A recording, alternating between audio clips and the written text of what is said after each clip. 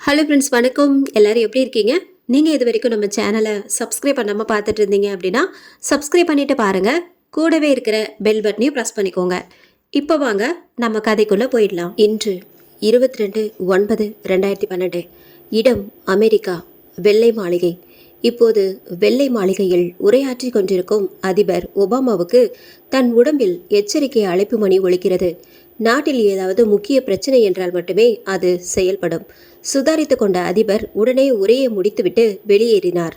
உடனே அவருடைய உதவியாளர் அவரை அணுகி, சார், சிஎஸ்சிலிருந்து மார்டின் எமர்ஜென்சின்னு அப்பாயின்மெண்ட் ஃபிக்ஸிங் பண்ண சொன்னார் சார் என சொல்ல, உடனே ஃபிக்ஸ் பண்ணுங்க என ஆர்டர் போட்டார் ஒபாமா. இப்போது ஒரு ரகசிய இடத்தில் இராணுவ தளபதி மார்டின், ஒபாமா மற்றும் நாசாவின் தலைமை பொறுப்பாளர் கென்னடி மூவரும் சந்திக்கின்றனர். இது நமக்கு ரொம்ப இம்பார்ட்டண்டான நியூஸ்னு நினைக்கிறேன். இப்போது திரையில் அவருக்கு சில காட்சிகள் காட்டப்பட்டது.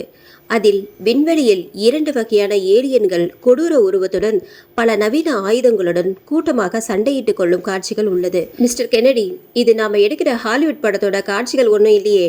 போன மாதம் செலுத்தப்பட்ட செயற்கைக்கோள் நமக்கு அனுப்பின ஒரிஜினல் ஃபுட்டேஜ் சார் இது. ஸோ ஏலியன்ஸ் இருக்கிறது கன்ஃபார்ம் ஆயிடுச்சு. ஆமாம் சார். அதுங்க பூமியை தாக்க ஏதாவது வாய்ப்பு இருக்கா? சரியாக சொல்ல முடியாது சார். அப்படி தாக்கினாலும் அவங்க கிட்ட இருக்கிற அட்வான்ஸ் டெக்னாலஜி கிட்ட நம்மளால் ஒன்றுமே பண்ண முடியாது. இது நமக்குள்ளேயே இருக்கட்டும். மக்களை பொறுத்த வரைக்கும் ஏலியன் அப்படிங்கிறது கட்டுக்கதையாகவே இருக்கட்டும். இன்றைய நாள் 12/5/2013. நேரம் இரவு 11 மணி. மும்பையிலிருந்து ஆஸ்திரேலியாவுக்கு 120 பயணிகளை ஏற்றிக்கொண்டு ஜெட் பிளாக் எனப்படும் தனியார் பயணிகள் விமானம் கிளம்ப தயாராக உள்ளது. அந்த 120 பேரில் ஒருவன்தான் கதையின் நாயகன் பாலா. விமானம் கிளம்பினது. இப்போது இருக்கையில் அமர்ந்து கொண்டிருக்கும் அவனுக்கு பயத்தில் கை கால்கள் எல்லாம் நடுங்கிக் கொண்டிருக்கிறது. இதை பாலாவின் அருகில் இருக்கும் நபர் கவனிக்கிறார். அவர் பெயர் அருண். இளம் வயது, மதிக்கத்தக்க தோற்றம். சரக்கு போடுங்க சார், பயம் போயிடும். அட, நீங்கள் தமிழா? ஆமாம் சார். எப்படி சார் என்னை பார்த்த உடனே தமிழ்ன்னு கண்டுபிடிச்சிங்க? அது அப்படி தான். சில பேர் முகத்தை வச்சே கண்டுபிடிச்சிடலாம். அவங்க எந்த ஊருன்னு கண்டுபிடிச்சிடலாம். அப்போது சரக்கு வர இருவரும் அடித்து கொண்டே பேசுகின்றனர். ஃப்ளைட்டில் எனக்கு இது ஃபர்ஸ்ட் டைம். நீங்கள்? நான் பிஸ்னஸ் விஷயமா அடிக்கடி போவேன் என்று அருண் கூற, நீங்கள் ஆஸ்திரேலியாவுக்கு எதுக்கு போகிறீங்க? அது லவ் மேட்ரு சார். ஆஸ்திரேலியாவில் யாரையாவது லவ் பண்ணுறீங்களா என்ன? இல்லை இல்லை, பொண்ணு நம்ம ஊர் தான். ஆஸ்திரேலியாவுக்கு ஜாப் விஷயமா போகிறேன் சார். 3 மாதம் ஜாப், நல்ல சேல்ரி. ஸோ போயிட்டு கொஞ்சம் பணம்லாம் பார்த்துட்டு வரலாமேனு தான். ஓகே ஓகே சார், வாழ்த்துக்கள், நன்றி என்று பாலா கூற, பேசிவிட்ட கொஞ்ச நேரத்தில் 2 பேரும் அமைதியாக ஆயிட்டாங்க. இப்போது பாலாவின் நினைவில் தன் காதலி முகம் காதலுடன் அலைபாய்ந்தது.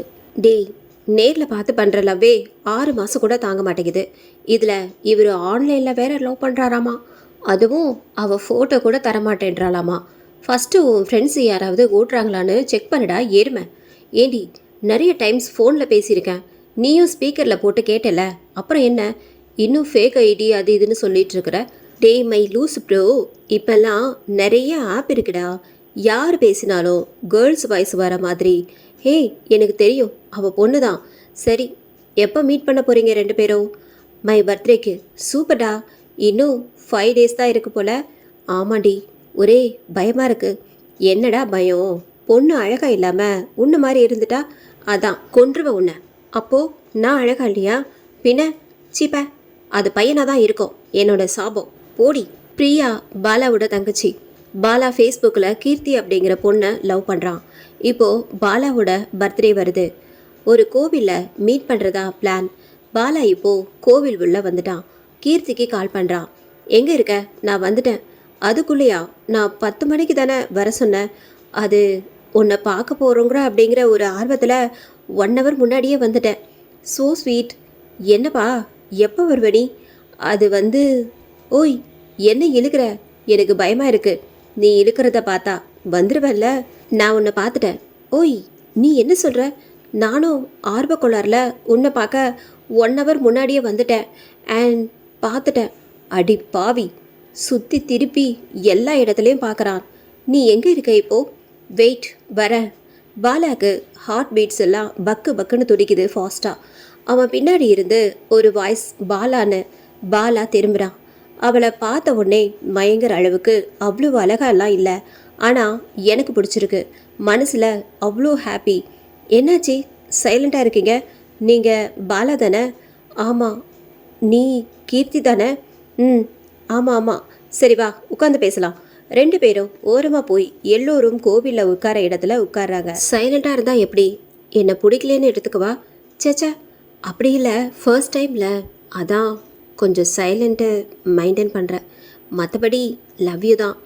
க்யூட்டாக ஸ்மைல் பண்ணுற. அவள் ஸ்மைல் வச்சே தெரிஞ்சது அவளுக்கும் என்னை பிடிச்சிருக்குன்ட்டு.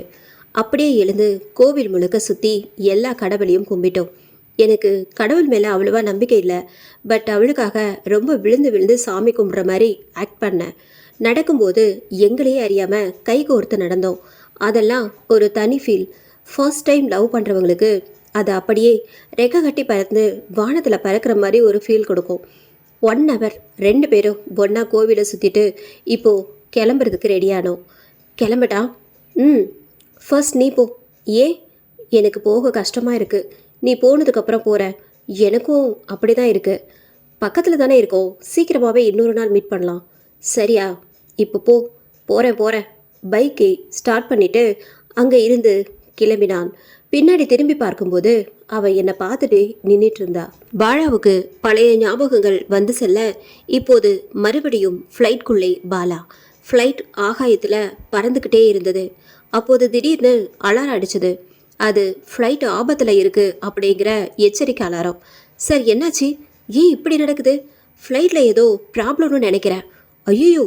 சில நிமிஷத்தில் அந்த மொத்த இடமே அப்படியே இருட்டாயிடுச்சு. சில மணி நேரங்களுக்கு பிறகு டைமுக்கு தரை இறங்க வேண்டிய ஜெட் பிளாக் ஃப்ளைட்டை காணோம் அப்படிங்கிற நியூஸ். எல்லா டிவி சேனல்லையும் இப்போ இதை பற்றின நியூஸ் தான் போயிட்டுருக்கு. ஜெட் பிளாக் ஃப்ளைட்டை காணோம். எங்கேயாவது ஆக்சிடெண்ட் ஆயிடுச்சா, இல்லை தீவிரவாதிங்க ஏதாவது கடத்திட்டாங்களா, இல்லை கடலில் விழுந்துருச்சா அப்படின்னு சேட்டலைட் ரேடர்னு எல்லா டெக்னாலஜியும் யூஸ் பண்ணியும் அதை தேடிட்டு இருக்காங்க. பட் ஃப்ளைட்டை காணோம். சயின்டிஸ்ட் கூட என்ன நடந்துச்சுன்னு புரியாமல் அதை கண்டுபிடிக்க ஏகப்பட்ட வழிகளில் ட்ரை பண்ணிகிட்ருக்காங்க. இதை கண்டுபிடிக்க இந்தியா அண்ட் ஆஸ்திரேலியா 2 நாடுகளும் வேர்ல்டில் இருக்கிற எல்லா நாடுகள்கிட்டையும் ஹெல்ப் கேட்குறாங்க. பட் யாராலையும் கண்டுபிடிக்க முடியல. நேரங்கள் நாட்களாக கடந்து போகுது. இங்கே கீர்த்தி பாலாவுக்கு என்ன ஆகியிருக்குன்னு தெரியாமல் அழுதுகிட்டே இருக்கா. எல்லோரும் அந்த ஃப்ளைட்டு கடலில் விழுந்திருக்கும், கண்டிப்பாக அதில் இருக்கிற எல்லாருமே இறந்திருப்பாங்கன்னு நம்புகிறாங்க. காணாமல் போன விமானம் வேற்று கிரக வாசிகள் கடத்தி இருக்கலாம் என்ற விவாதத்தையும் சில அறிவியலாளர்கள் முன்வைக்கின்றனர். இங்கே கீர்த்தி அன்னைக்கு பாலாவை மீட் பண்ண அந்த கோவிலுக்கு போய் கடவுள்கிட்ட உட்கார்ந்து வேண்டிக் கொள்கிறாள். மறுபடியும் பாலா கூட இருந்த அந்த பழைய நினைவுகள் எல்லாம் அவளின் நினைவில் வந்து போனது.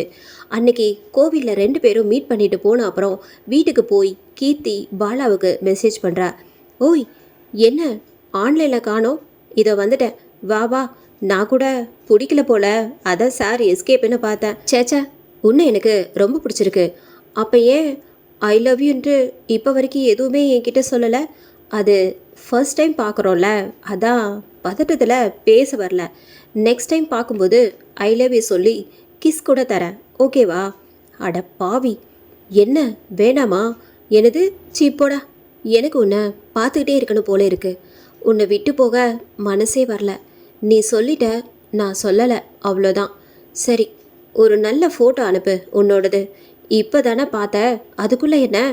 அம்மா கிட்ட உன்னை பற்றி சொன்னேன், ஃபோட்டோ கேட்டாங்க. அடப்பாவி, அதுக்குள்ளே அம்மா கிட்ட ஏன்டா சொன்னேன்? வீட்டில் பொண்ணு பார்க்க ஆரம்பிச்சிட்டாங்க. இப்போ சொன்னால் கரெக்டாக இருக்குன்னு தான் சொன்னேன். அவங்க உனக்கு பிடிச்சா ஓகேன்னு சொல்லிட்டாங்க. சரி, நீ அனுப்பு. பாலா, எனக்கு இப்போது ஒரு மாதிரி செம்ம ஹாப்பி ஃபீல்டா. அப்படியே அழுக வர மாதிரி இருக்கு. லூஸ், என்னாச்சு? I love you. நீ பதிலுக்கு சொல்ல மாட்டியா? நேரில் சொல்கிறேன்டி. நீ உன்னோட ஃபோட்டோ அனுப்பு. கீர்த்தி ஃபோட்டோவை பார்த்து அம்மாவுக்கும் ரொம்பவும் பிடிச்சி போச்சு. பாலா கால் பண்ணி கீர்த்தி கிட்ட அம்மாவை பேச வைத்தான். 2 பேரும் பேசி நல்லா செட் ஆயிடுறாங்க. பாலா வீட்டில் இருந்து கீர்த்தி வீட்டுக்கு கால் பண்ணி அண்ட் நேர்லையும் போய் சம்மதம் பேசி கல்யாணம் ஃபிக்ஸிங்கும் பண்ணுறாங்க. இதெல்லாம் இவங்க மீட் பண்ண 2 மாதத்தில் ரொம்ப ஃபாஸ்ட்டாக நடந்து முடியுது. 6 மாதத்தில் கல்யாணம் ஃபிக்ஸ் பண்ணுறாங்க. பாலா, சொல்லுடி. நானே உனக்கு கால் பண்ணணுன்னு இருந்தேன். என்ன விஷயம்டா? ஜாப்காக 10 டேஸில் ஆஸ்திரேலியா போகிறேன். மறுபடியும் ரிட்டர்ன் வர 3 மாதம் ஆகும். ஹேய், இப்போ எதுக்கு திடீர்னு அவ்வளோ தூரம் கல்யாணத்தை வச்சுக்கிட்டு? அதெல்லாம் ஒன்றும் வேணாம். லூசு, கல்யாண செலவுக்கு காசு வேணாமா? நாங்களே என்னடா பண்ணுறது, கடன் வாங்கலாமான்னு திங்க் பண்ணிட்டு இருக்கும்போது கடவுள் மாதிரி எங்கள் மாமா கொடுத்த சான்ஸ் இது. இந்திய மதிப்புக்கு 1 மாதத்துக்கு 2 லட்சம் சேல்ரி. அவர் அங்கே தான் இருக்காரு. ரெக்கமெண்ட் பண்ணி என்னை கூப்பிட்ருக்காரு.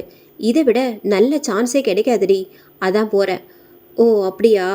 ம், எனக்கு உன்னை இப்போவே பார்க்கணும் போல இருக்குடா. இப்போ எப்படி? Night time 10 போகுதுடி. நோ, இப்போவே வரணும். அன்னைக்கு அவன் வீட்டுக்கு போன உடனே கீர்த்தி தண்ணியே பாலாவுக்கு கொடுத்தாள். கீர்த்தி கண்ணில் இருந்து தண்ணியாக கொட்டினது. Flashback over. 3 மாதங்களுக்கு பிறகு இன்னும் அந்த ஃப்ளைட் கிடைக்கல. கவர்மெண்ட் இப்போ ஒரு முடிவு பண்ணுறாங்க. இப்படி காணாமல் போன ஃப்ளைட் பற்றி எந்த தகவலும் கிடைக்கலனா கவர்மெண்ட் இந்த எத்திக்ஸை தான் ஃபாலோ பண்ணுவாங்க. ஃப்ளைட்டை கண்டுபிடிச்சாச்சு. அது கடலில் விழுந்துடுச்சு. அதில் இருக்கிற எல்லாரும் இறந்துட்டாங்க அப்படின்னு ப்ரெஸ்ஸுக்கு தகவல் கொடுத்தாங்க. இதை கேட்டு கீர்த்தி ரொம்ப ஃபீல் பண்ணினா. அவளுக்கு இருந்த கடைசி நம்பிக்கையும் போயிடுச்சு. இன்று 2014. கீர்த்திக்கு இப்போது 24 வயது. இன்னும் எவ்வளோ நாள்டி அவனையே நினச்சிட்ருப்ப?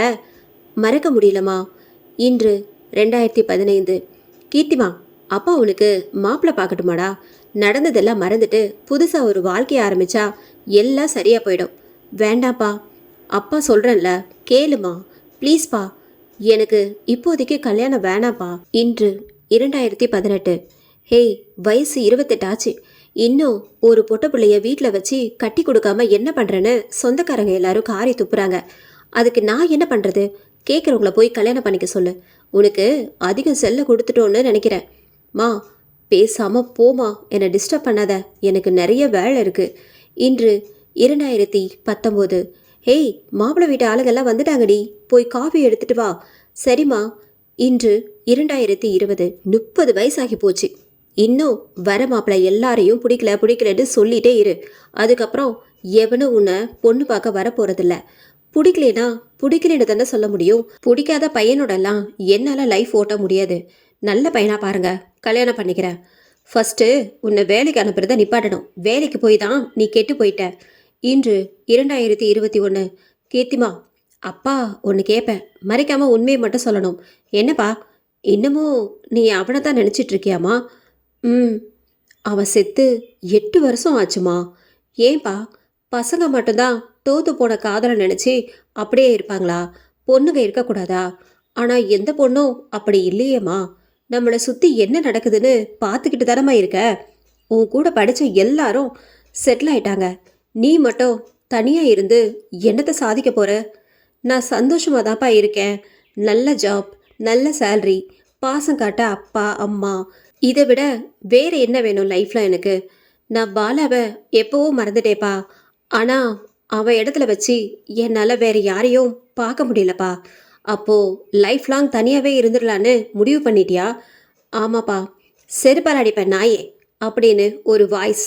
அவங்க அம்மா வந்து, ஓ, இதுக்கு தான் வர மாப்பிள்ளை எல்லாத்தையுமே பிடிக்கலன்னு சொல்லிட்டு திரியிறியா? இவ பேசுகிற எல்லாத்தையும் கேட்டுக்கிட்டு தானே இருந்தேன்.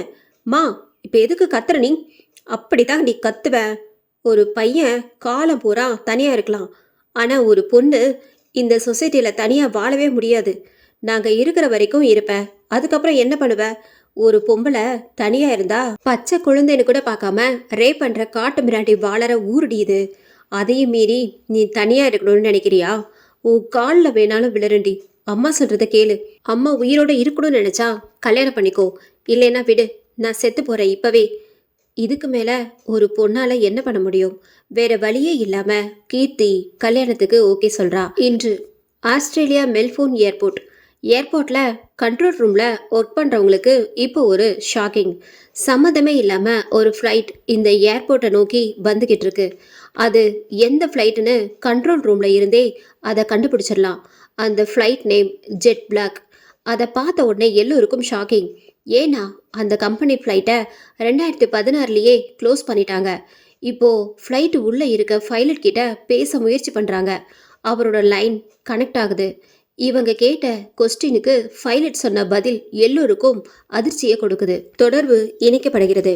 தொடர்பு கொண்டதில் மும்பையிலிருந்து கிளம்பிய விமானம் சரியான நேரத்திற்கு வந்து கொண்டிருப்பதாக அறிவிக்கின்றனர். அவர்கள் சொல்லும் தகவல்களை ஆராய்ந்ததில் அனைத்து தகவல்களும் 2013 அன்று காணாமல் போன விமானத்துடன் ஒத்துப்போகிறது. அனைவருக்கும் இது பேரதிர்ச்சியை கொடுக்க, சரி அது தரையிறங்கட்டும், விசாரித்துக் கொள்ளலாம் என முடிவு செய்து அதற்கு தரையிறங்க அனுமதி கொடுக்கின்றனர். விமானம் தரையிறங்கினது. அதில் பயணம் செய்த எல்லோரும் ஃப்ளைட்ல இருந்து வரிசையாக இறங்கினர். அதிகாரிகள் அன்று பயணம் செய்த அனைவரின் விவரங்களையும் சேகரித்துக் கொண்டு அவர்களை வரவேற்று விசாரிக்க வெளியே தயாராக காத்து கொண்டிருந்தனர். இறங்கிய அனைவரும் யாருக்கும் எந்த சந்தேகமும் வராதது போல ஆஸ்திரேலியன் போலீஸ் கைது செய்வது போல் அழைத்து சென்று தனி அறையில் அடைத்து லாக் செய்தனர். அவர்களிடம் இருந்து மொபைல் போன்கள் கைப்பற்றப்பட்டது. பயணிகள் அனைவருக்கும் தன்னை சுற்றி என்ன நடக்கிறது என்று புரியாமல் குழம்ப விமான ஓட்டுநர் மட்டும் விசாரணைக்கு தனி அறைக்கு அழைத்து செல்லப்படுகிறார். ஆஸ்திரேலியன் சீனியர் போலீஸ் அதிகாரிகள் அங்கே வராங்க. மிஸ்டர் கெவின், இன்வெஸ்டிகேஷன் முடிஞ்ச அப்புறம் பிரஸுக்கு தகவல் கொடுக்கலாம். அது வரைக்கும் எந்த நியூஸும் வெளியில போகக்கூடாது. Okay sir.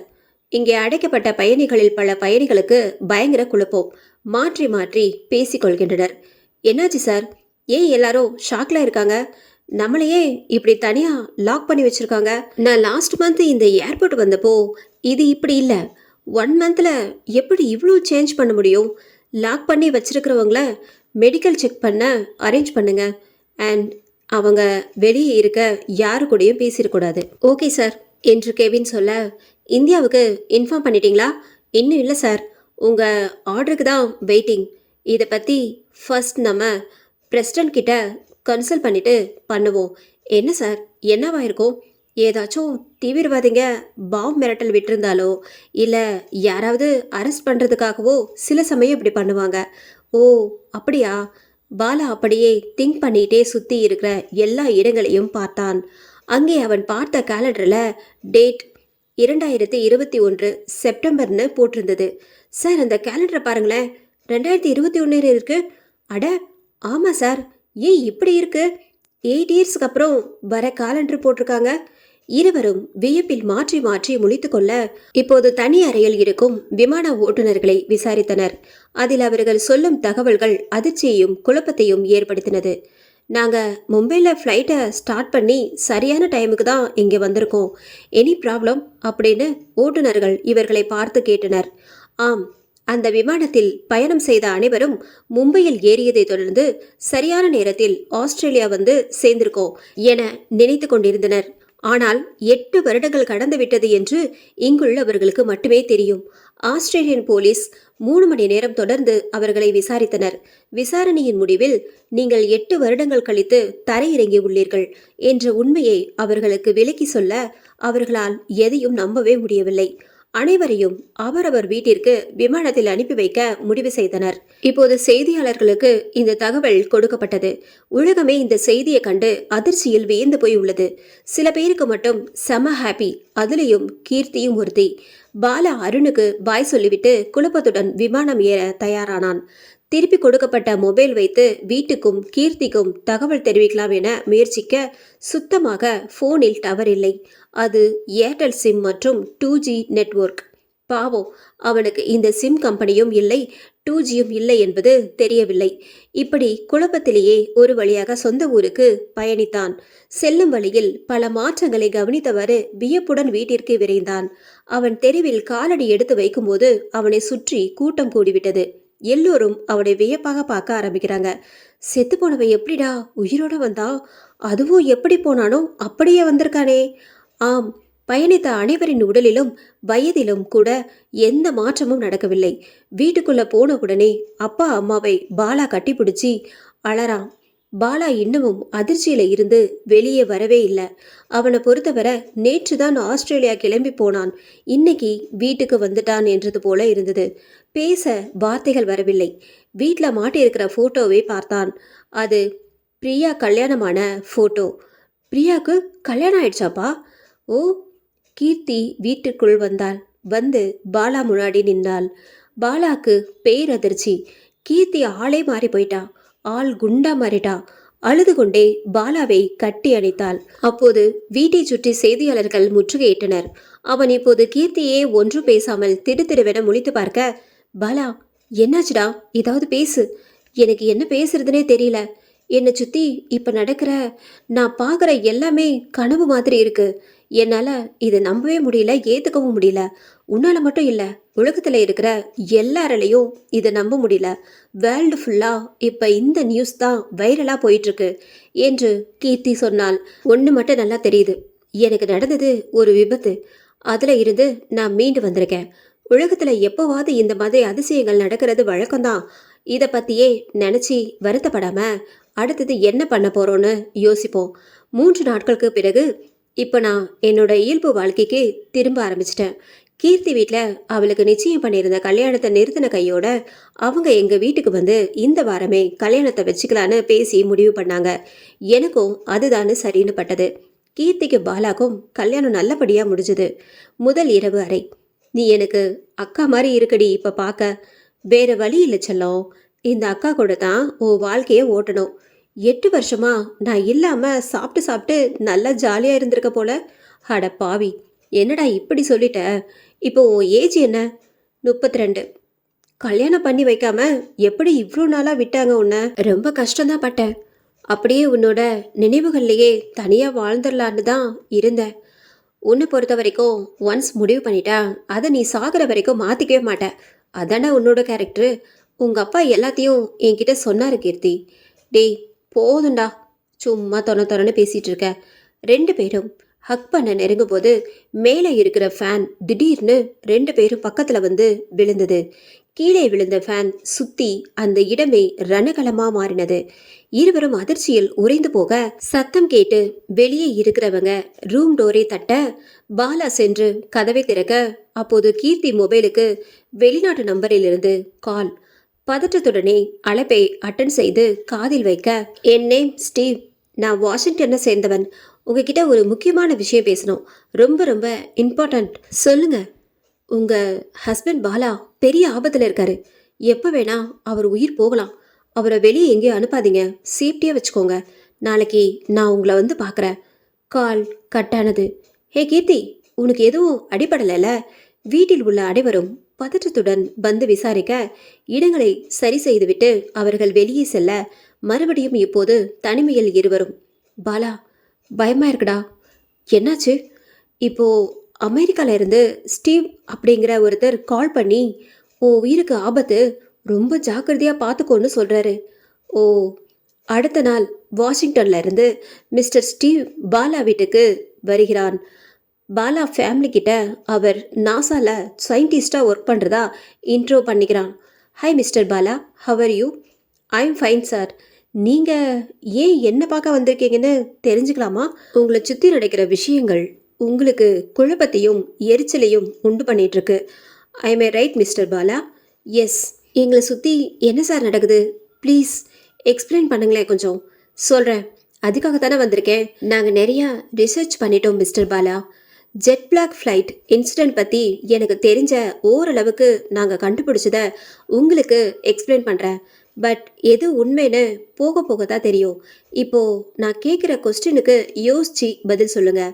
நீங்கள் ஃப்ளைட்டில் ட்ராவல் பண்ணும்போது உள்ள ஏதாவது வித்தியாசமாக நடந்ததா? எஸ். ட்ராவல் பண்ணிட்டு இருக்கும்போது திடீர்னு சேஃப்டி அலாரம் அடிச்சுது. கொஞ்ச நேரத்தில் ஃப்ளைட்டு முழுக்க பவர் கட் ஆகி இருட்டாக மாறிடுச்சு. எல்லாரும் பயந்துட்டோம். எவ்வளோ நேரத்துக்கு இருட்டாக இருந்துச்சுன்னு துல்லியமாக சொல்ல முடியுமா? 2 மினிட்ஸ் இருக்கும். அப்புறம் ஆட்டோமேட்டிக்காக எல்லாமே சரியாயிடுச்சு. அந்த 2 மினிட்ஸ் கேப்பில் எப்படி ஃபீல் பண்ணீங்க? பர்ஃபெக்டாக திங்க் பண்ணி சொல்ல முடியுமா? பயத்தில் தான் இருந்தேன். எங்கள் ஃப்ளைட் வெடிக்க போகுதோன்னு நினச்சேன். நல்லா யோசிங்க பாலா. 120 செகண்ட் இருக்குது. 2 மினிட்ஸில் ஒவ்வொரு செகண்டும் என்ன பண்ணீங்கன்னு திங்க் பண்ணி சொல்லுங்கள் ப்ளீஸ். அது ஃபஸ்ட்டு 10 செகண்ட் ஒரு வித பயமாக இருந்தது. நெக்ஸ்ட் என்ன பண்ணீங்க? எனக்கு மைண்டுக்கு வரல சார் என்ன பண்ணேன்னு. அப்போது நான் கெஸ் பண்ணது சரிதான். என்ன கெஸ் பண்ணீங்க சார்? உங்ககிட்ட நான் கேட்ட இந்த கேள்வியை அதில் ட்ராவல் பண்ண 120 பேரில் 80 பேர்கிட்ட கேட்டேன். அதுக்கு நீங்கள் சொன்ன பதில் தான் எல்லாருமே சொன்னாங்க. So what? நீங்கள் 120 பேரும் டைம் ட்ராவல் பண்ணியிருக்கீங்க. நோ, அதுக்கு வாய்ப்பில்லை. இதை பற்றி நானும் திங்க் பண்ணேன். நாம் டைம் ட்ராவல் பண்ண, வேற ஒரு பிளேஸுக்கு போகணும், அங்கே நடக்கிற நிகழ்வுகளை பார்ப்போம். பட் அந்த மாதிரி எதுவுமே நடக்கலையே. அப்படியா பாலா? நீங்களும் பெரிய சயின்டிஸ்ட் போல. எப்படி இவ்வளோ சரியாக சொல்கிறீங்க? எவ்வளோ ஹாலிவுட் படம்லாம் பார்த்துருக்கோம். ஸ்டூபிட். அது எல்லாம் ஜஸ்ட்டு சினிமா. எல்லாமே டைரக்டரோட கற்பனை. டைம் ட்ராவல் திரையிலேயே ஒவ்வொரு டைரக்டரும் டைம் ட்ராவல் பற்றி வேற வேற மாதிரி சொல்லியிருப்பாங்க. ஆனால் நீ நிஜமாக டைம் ட்ராவல் பண்ணிட்டு வந்திருக்க. ஃப்ளைட்டில் நடந்த அந்த 2 மினிட்ஸ் இன்சிடெண்ட் தான் இங்கே 8 வருஷம் கடந்திருக்கு. ஐயோ சார், குழப்பாதீங்க சார். முதல்ல டைம் ட்ராவல் பண்ணணும்னா அதுக்கான டைம் மிஷின், எக்யூப்மெண்ட்ஸ் எல்லாமே வேணுமே. சும்மா பறந்துட்டு இருக்கிற ஃப்ளைட்டில் எப்படி திடீர்னு டைம் ட்ராவல் பண்ணணும்? அதுவும் ஜஸ்ட்டு 2 மினிட்ஸில் நீங்கள் 8 இயர்ஸ்னு சொல்கிறீங்க. இதெல்லாம் நம்புகிற மாதிரியே சரி இருக்குது. நம்பி தான் ஆகணும். அதோட எஃபெக்ட்ஸ் தான் இப்போது நீங்கள் சந்திக்கிற குழப்பங்களுக்கும் காரணம். இதுக்கு மேலே உங்களுக்கு இதை பற்றி எக்ஸ்பிளைன் பண்ணாலும் புரியாது. இதுக்கு சயின்டிஃபிக்காக எங்ககிட்ட நிறைய விளக்கங்கள் இருக்குது. உங்களுக்கு புரிகிற மாதிரி சிம்பிளாக சொல்கிறேன். உங்கள் கையில் இருக்க இந்த ஸ்மார்ட் ஃபோன் வச்சு எப்படி உலகத்தோட மறு எல்லையில் இருக்கிற என்கிட்ட பேச முடியுது? அதான் சயின்ஸ். இந்த ஸ்மார்ட் ஃபோன் பற்றி 300 வருஷத்துக்கு முன்னாடி வாழ்ந்த மக்கள்கிட்ட சொன்னால் அப்போ அந்த மக்களோட ரியாக்ஷன் எப்படி இருந்திருக்கும்? நம்மளை லூஸுன்னு சொல்லியிருப்பாங்க. ஆனால் இப்போ எல்லாமே சாத்தியம்னு ப்ரூஃப் ஆகியிருக்கு. இந்த டைம் ட்ராவல் பற்றி 100 இயர்ஸ்க்கு மேலே நிறைய பேர் ரிசர்ச் பண்ணிட்டு தான் இருக்காங்க. பட் யாரும் சக்ஸஸ் பண்ணலை. ஆனால் டைம் ட்ராவல் அப்படிங்கிறது சாத்தியம்தான் மிஸ்டர் பாலா. டைம் ட்ராவல் பண்ணி வந்தவங்க நம்மளுக்கே தெரியாமல் இப்போவும் இந்த பூமியில் நம்ம கூட நம்மளோட கலந்து வாழ்ந்துட்டு தான் இருக்காங்க. அது மட்டும் இல்லை, மனுஷங்களை விட பல மடங்கு சக்தி வாய்ந்த உயிரினங்கள் எல்லா கிரகத்திலையும் வாழ்ந்துக்கிட்டு தான் இருக்காங்க. அதுக்கு எங்ககிட்ட ப்ரூஃப் இருக்குது. பட் இதெல்லாம் மக்களுக்கு தெரியக்கூடாதுன்னு அரசாங்கத்தோட ஆர்டர். மக்களுக்கு நிறைய தகவல்கள் மறைக்கப்படுது. நம்மளை விட பல 1000 வருஷம் அறிவியலை முன்னோக்கி வாழற ஏலியன்ஸ் டைம் மிஷினை எப்போவோ கண்டுபிடிச்சிருக்காங்க. ஸ்மார்ட் ஃபோனில் நிறைய மாடல்ஸ் இருக்கிற மாதிரி அவங்க வெரைட்டியாக நிறைய வகையான டைம் மிஷினை கண்டுபிடிச்சிருக்கணும். ஃப்ளைட்டில் ட்ராவல் பண்ண நீங்கள் கண்ணுக்கு புலப்படாத அந்த மெஷின் உள்ளே போயிருக்கீங்க. போனது மட்டும் இல்லாமல் அதில் இருந்து வெளியவும் வந்திருக்கீங்க. ஜெட் ஃப்ளாக் ஃப்ளைட் மட்டும் இல்லை. இதை மாதிரி இதுக்கு முன்னாடி நிறைய ஃப்ளைட், ராக்கெட்ஸ் காணாமல் போயிருக்கு. உண்மையை சொல்லணுன்னா அதெல்லாம் இன்னும் கண்டுபிடிக்கப்படலை. ஆனால் கவர்மெண்ட் நேம் கெட்டு போயிடக்கூடாது, மக்களுக்கு ஃப்ளைட் சர்வீஸ் மேலே நம்பிக்கை போயிடக்கூடாது அப்படிங்கிறதுக்காக ஃப்ளைட்டு ஆக்சிடென்ட் ஆகி வெடிச்சு கடலில் விழுந்துருச்சின்னு சொல்லி கேஸை க்ளோஸ் பண்ணிடுவாங்க. இந்த உலகம் ரொம்ப விசித்திரமானது. தனக்குள்ள ஏகப்பட்ட அதிசயங்களை அது புதைச்சி வச்சிருக்கு. கட்டுக்கதைகள்னு சொல்கிற பல விஷயங்கள் காலம் கடந்து உண்மைன்னு நிரூபிக்கப்படும். அந்த மெஷின்குள்ளே போன உங்களுக்கு அது வெறும் 2 மினிட்ஸ் டைம் தான். ஆனால் இங்கே 8 வருஷம் கடந்து போயிருக்கு. உங்களை எதுக்கு டைம் ட்ராவல் பண்ண வச்சாங்க? அந்த 2 மினிட்ஸ் நீங்கள் என்ன பண்ணீங்க? அங்கே உங்களை அவங்க என்ன பண்ணாங்க? எதுக்கு மறுபடியும் வெளியே விட்டாங்க? அப்படிங்கிறது அவங்களுக்கு மட்டுமே தெரிஞ்ச உண்மைகள். குழப்பமாக இருந்தாலும் ஓரளவுக்கு புரியுது என்று பாலா சொன்னான். ஆனால் இப்போ அது பிரச்சனை இல்லை மிஸ்டர் பாலா. நீங்கள் சாக போகிறீங்க. சாவு உங்களை துரத்திட்டுருக்கு. ஜெட் பிளாக்ல ட்ராவல் பண்ண 120 பேரையும் நாங்கள் தீவிரமாக வாட்ச் பண்ணிட்டு தான் இருக்கோம். நீங்கள் ஃப்ளைட்டில் இருந்து இறங்கி 10 டேஸ் ஆகுது. இந்த 10 டேஸில் உங்கள் கூட ட்ராவல் பண்ண 110 பேர் இறந்துட்டாங்க. மீதி இருக்கிற 10 பேரில் நீங்களும் ஒருத்தர். அந்த 110 பேரும் ஆக்சிடெண்ட், ஹார்ட் அட்டாக்னு இயற்கையாகவே இருந்திருக்காங்க. அவங்க எப்படி சாகுறாங்க, எப்போ சாவாங்க, இதுக்கு பின்னாடி யார் இருக்காங்க, என்ன சயின்ஸ் இருக்குன்னு எங்களால் கண்டுபிடிக்க முடியல. ஆனால் எல்லாருமே சாப்பிட்றாங்க. அதான் இதை எப்படி தடுக்கலான்னு ரிசர்ச் பண்ண நானே உங்களை நேரில் மீட் பண்ணி பேசிகிட்டு இருக்கேன். ஸ்டீவ் சொன்னதை கேட்டு கீர்த்திக்கும் பாலாக்கும் பகீர்னு ஆயிடுது. அப்போது நான் செத்துருவேன், அப்படி தானே? உனக்கு ஒன்றும் ஆக விட மாட்டேன் என்று கீர்த்தி சொன்னாள். உங்களை காப்பாற்ற என்னால் ஆன எல்லா முயற்சிகளையும் பண்ணுவேன் பாலா. பயப்படாதீங்க, தைரியமாக இருங்க. உங்கள் துணிச்சல் தான் உங்களை காப்பாற்றும். இல்லை சார், நான் ஒரு ஹாலிவுட் படம் பார்த்துருக்கேன். ஒரு ஃப்ளைட் ஆக்சிடெண்ட்டில் இருந்து எல்லாரும் தப்பிச்சிருவாங்க. அது விதியை மீறின செயல். ஆனால் அவங்க எல்லாரும் சாக வேண்டியவங்க. ஸோ கடைசியில் எல்லாரும் செத்துருவாங்க. எனக்கும் அப்படி தான் ஆகும். அப்படியே கூட இருக்கலாம். ஆனால் அதில் இருந்து நாம் நினச்சா கண்டிப்பாக தப்பிக்கலாம். இல்லை, என்னோட விதி முடிஞ்சிருச்சு. நான் அப்போவே சாக வேண்டியவன். தப்பிச்சிட்டேன். ஸோ எனக்கு எப்போ வேணாலும் சாவு வரலாம். ஓங்கி பலார்னு பாலா கன்னத்தில் அறைந்தாள் கீர்த்தி. வாய் உடச்சிருவேன். நீ இப்படியே பேசிட்டு இருந்த? உனக்கு ஒன்றும் ஆகாதுடா, ஓகேவா? நான் இருக்கேன். இந்த தடவை உன்னை மிஸ் பண்ண மாட்டேன். இப்போது அழுது கொண்டே அவ பாலா கையை பிடித்தாள். உனக்கு ஒன்றும் ஆகாதுடா. என் உயிர் போகிறத பற்றி கவலை இல்லை. ஏற்கனவே உனக்கு நிறைய கஷ்டம் கொடுத்துட்டேன். எனக்காக 8 வருஷம் உன் வாழ்க்கையவே.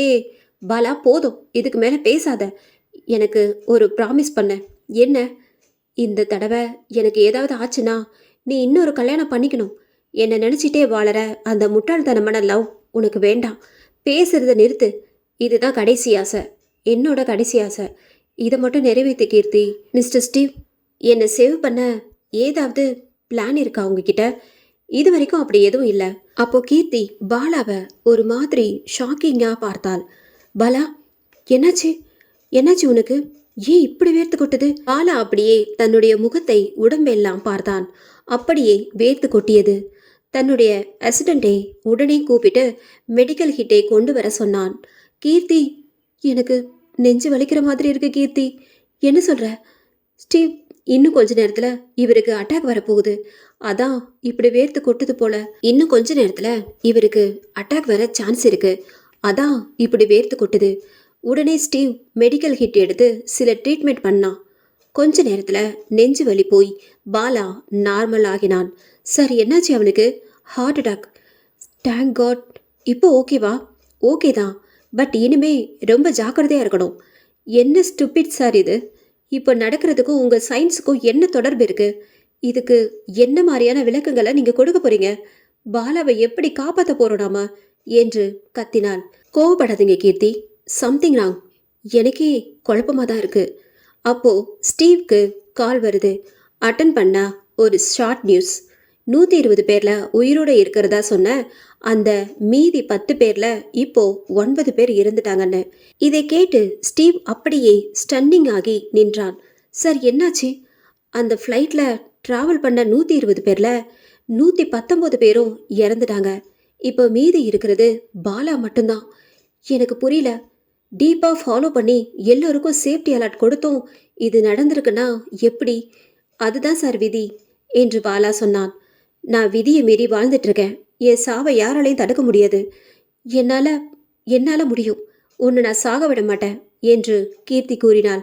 பாலா, உங்களுக்கு எதுவும் ஆகாது. ஸ்டீவ்க்கு அசிஸ்டன்ட் சயின்டிஸ்ட் விக்டர் கிட்டே இருந்து மறுபடியும் ஒரு கால். சார், நீங்கள் சொன்ன மாதிரி இப்போ செத்து போன அந்த 9 பேரை ஃபுல்லாக வாட்ச் பண்ணதில் நமக்கு கிடைச்ச சிசிடிவி ஃபுட்டேஜ் ஷாக்கிங்காக இருக்குது. அந்த ஃபுட்டேஜ் எல்லாத்தையும் உடனே எனக்கு அனுப்பு. சில வினாடிகளில் அந்த வீடியோ அனுப்பப்படுகிறது. ஓபன் பண்ணி 3 பேரும் அதை பார்த்தவுடன் பார்த்த ஒரு நொடி அனைவரும் ஷாக் ஆகுறாங்க. அந்த வீடியோவில் லாஸ்ட் 9 பேர் சாகிறதுக்கு சில மணி நேரங்களுக்கு முன்னாடியும் பின்னாடியும் ரெக்கார்ட் ஆகியிருக்கு. அந்த 9 பேரையும் அவங்க சாகிறதுக்கு முன்னாடி ஒருத்தர் மீட் பண்ண வந்திருக்காங்க. அவங்க எல்லோரோட முகமும் தெளிவாக ஃபுட்டேஜில் ரெக்கார்ட் ஆகியிருக்கு. செத்து போனவங்க முகமும் அவங்கள பார்க்க வந்த முகமும் கிட்டத்தட்ட ஒரே முகம்தான். என்ன சார் இது? ரொம்ப குழப்பமாக இருக்கு. வெயிட் பண்ணுங்க பாலா. ஸ்டீவ் உடனே விக்டருக்கு கால் பண்ணுறாரு. விக்டர், நீ உடனே வந்தவங்க யாரு அப்படிங்கிற டீட்டெயில்ஸை அவங்க வீட்டுக்கு போய் கலெக்ட் பண்ணு. ஆல்ரெடி பண்ணியாச்சு சார். வீட்டில் இன்வெஸ்டிகேஷன் பண்ணதில் அப்படி யாருமே வரலைன்னு சொல்கிறாங்க. அது மட்டும் இல்லை, அந்த உருவங்கள் ஒன்லி கேமராவில் மட்டும்தான் ரெக்கார்ட் ஆகியிருக்கு. அது பக்கத்தில் இருக்க யாரு கண்ணுக்கும் தெரியல. ஓ சரி, அந்த 9 பேரும் எந்த மாதிரி இறந்தாங்க? எல்லாமே ஆக்சிடென்ட் தான் சார். அவ்வளோ பேரை பாதுகாப்புக்கு அனுப்பி வச்சோம். எப்படி இது நடந்தது?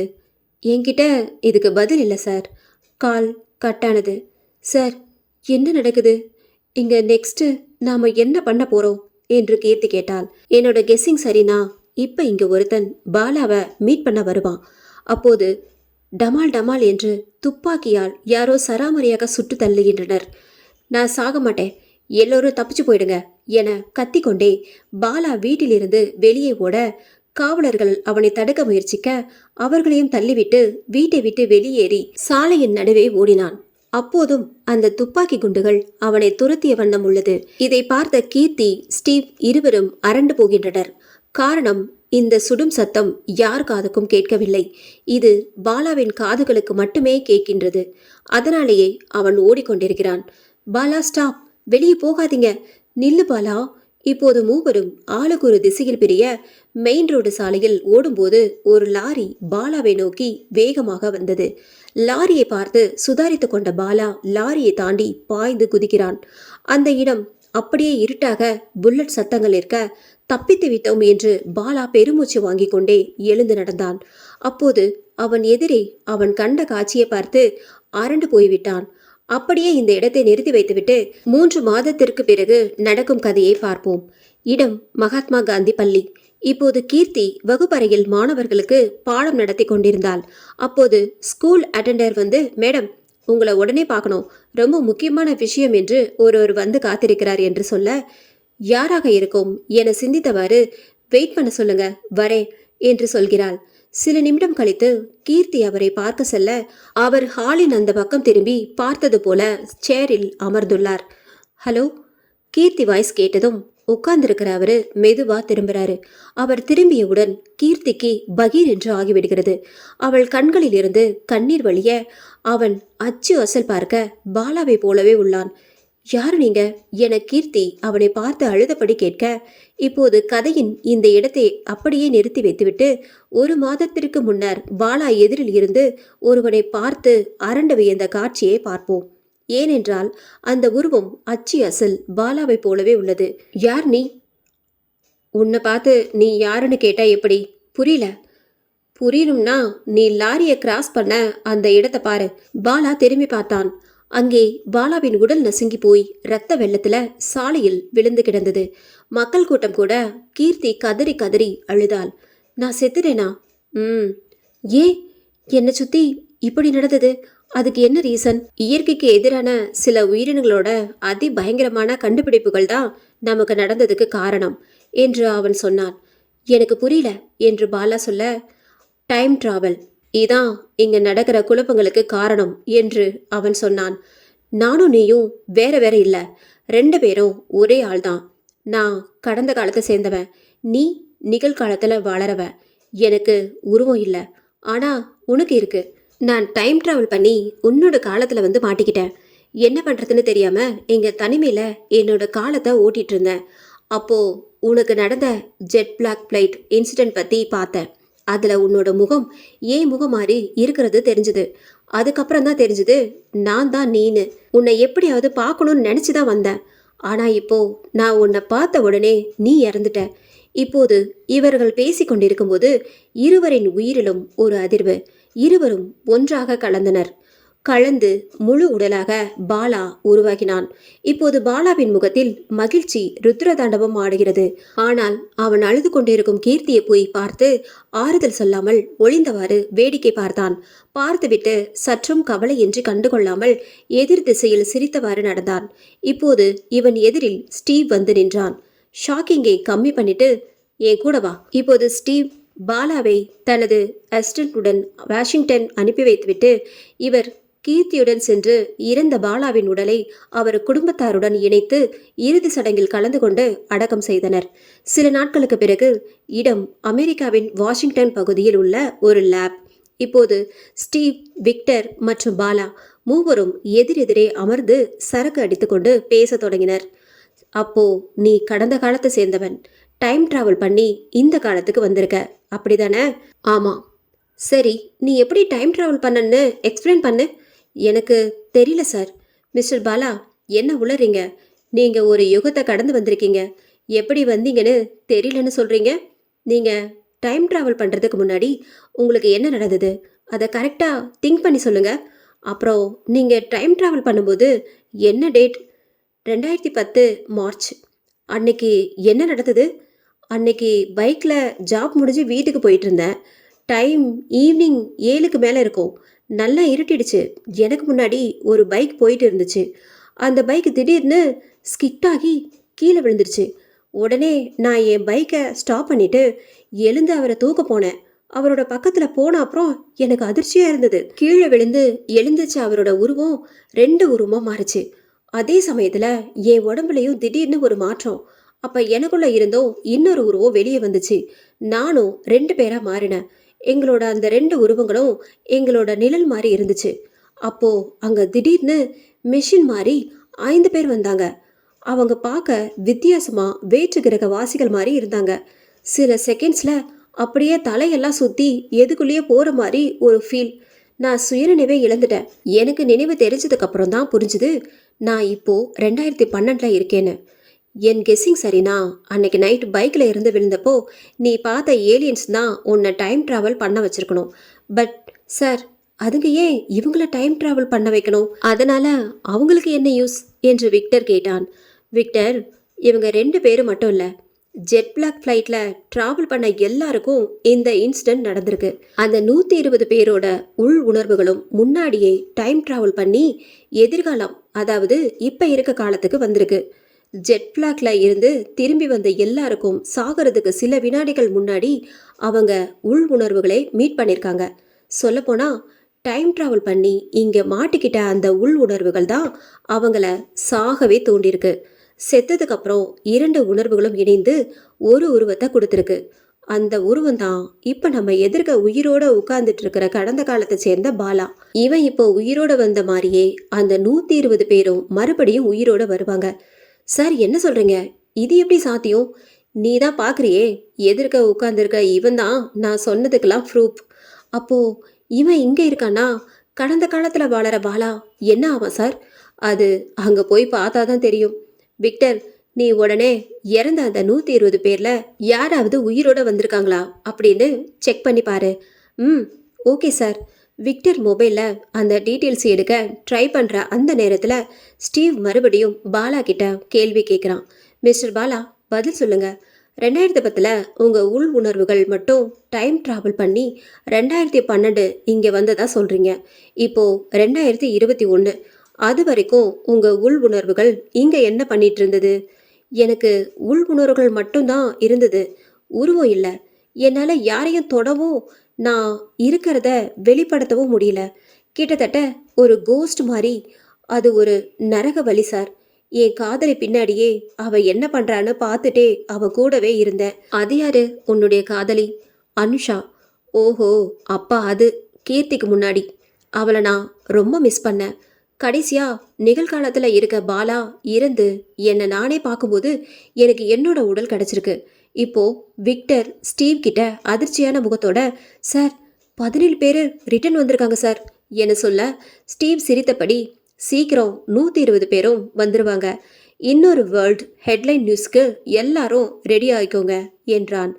என்னால் நம்பவே முடியல சார், இப்படியெல்லாம் கூட நடக்குமான்னு. எதிர்வினைகள் இல்லாமல் இங்கே எதுவும் நடக்கிறதில்ல.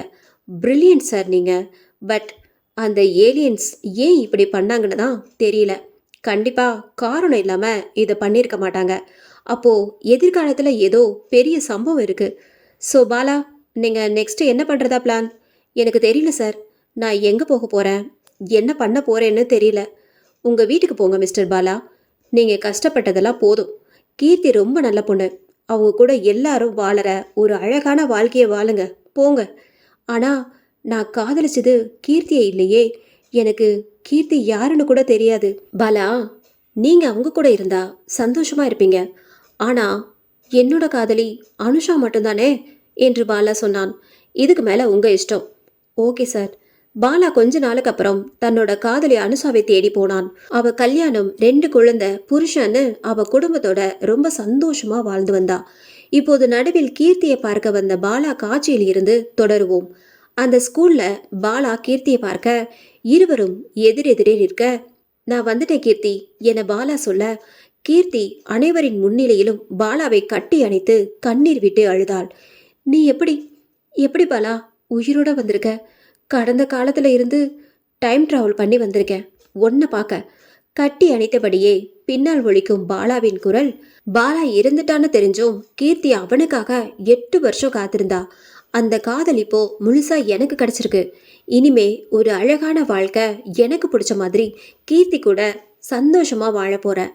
இந்த நாவல் உங்களுக்கு பிடிச்சிருந்தது அப்படின்னா நம்ம சேனலை மறக்காம சப்ஸ்கிரைப் பண்ணுங்க, லைக் பண்ணுங்க, ஷேர் பண்ணுங்க. நன்றி, வணக்கம்.